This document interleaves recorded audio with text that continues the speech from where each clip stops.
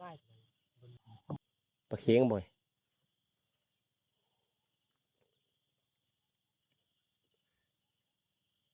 นี่นี่ปลานินปลานินปลานินปลานินจัดไป1 ตัว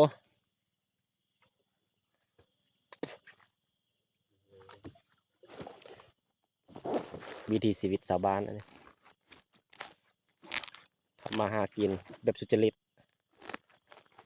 ใส่เบ็ดใส่หมอง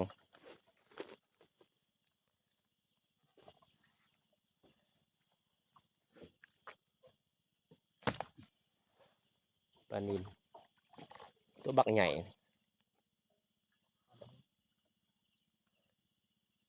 เห็ดเห็ดบ้านพนโฮม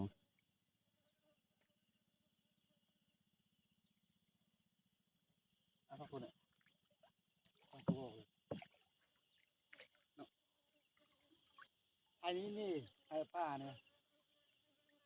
มันจะคอยเอาผ่านนะผ่านอ้องจือ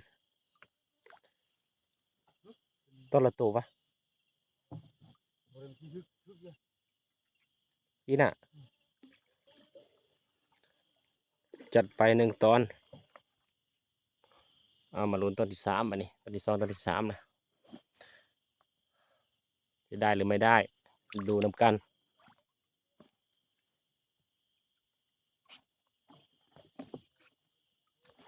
แล้วว่าข้าวเจริญเอิญมองเป็นคนเนาะ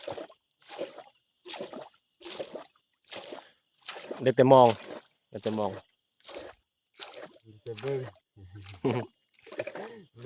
ผ่านอ้องในคะแนนแม่โมเมนซอกเซิงสาวน้อยอะบ่จะประมาณนี้ทิวทัศน์ธรรมศาสตร์นี่โคตรงามเลยคนนี้มาลองนี่เลยความมองเบิ่งไปทางเหลือก็มีแต่ต้นไม้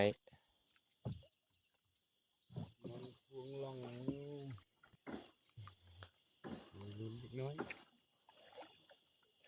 มาลุ้นมาลุ้น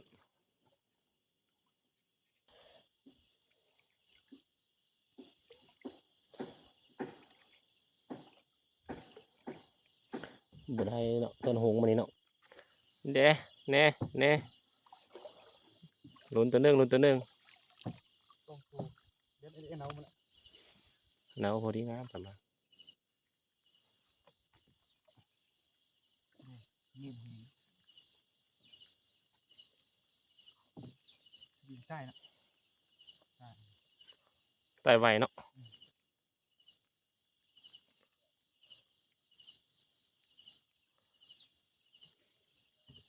นี่แหละ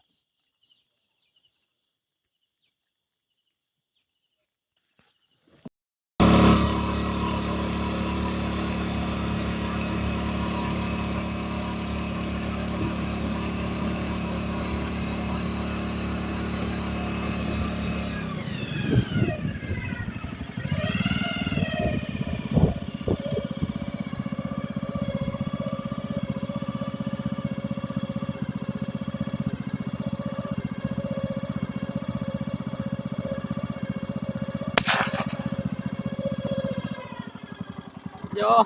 โยโยอ่ะมีลุ้นมีลุ้นมีซี่มือเลยตุ้ยวะคือเก้าโอ้ตุ้ยวะ เป็นมาตัวหนา น้ำมวนเด้อน้ำมวนเอาบัดนี้ก็สิ้นสุดการย่ามองเนาะเนี่ยมันก็ได้อยู่พอได้กินอยู่ทุกคนเอ้ย บอกว่ารู้กัน พอได้กินอยู่นี่นี่ก็เต็มถุงผ้าอีกนึงนี่เต็มถุงนึงคือปลาโขปลานิลปลาลาด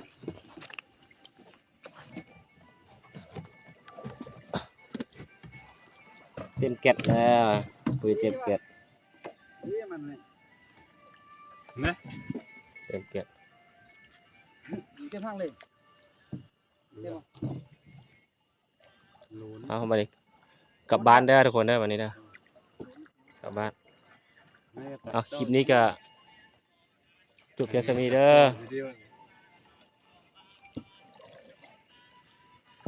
มาบ้านวันนี้นะไปกลับ